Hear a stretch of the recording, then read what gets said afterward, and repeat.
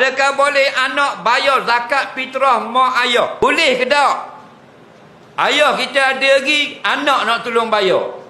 Tak boleh. Jangan manda-manda. Bagus tukang tanya ni. Okey, orang yang ada kesenangan, orang yang wajib bayar sendiri, tak boleh orang lain tolong bayar. Melainkan minta izin. Mak ayah kita nak minta izin nak belanja mak zakat 3 kali tahun ni. Mak dengan ayah dia kata okey, saya izinkan. Sah. Minta izin. Suami wajib bayar fitrah isteri ke isteri wajib bayar fitrah suami?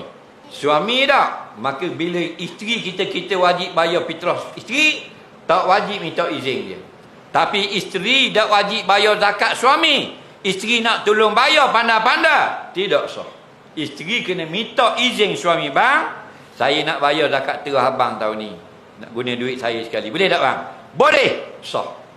Anak jiran ni baik ingat dengan kita. Kita kenang sungguh anak jiran orang. Hormat kita, tegur lokma kita tak. Jadi kita pun bayar zakat terah, pergi bayar attack hak anak jiran. Tidak sah. Kenapa? Hak wajib ayah dia. Mu kena minta izin ayah dia.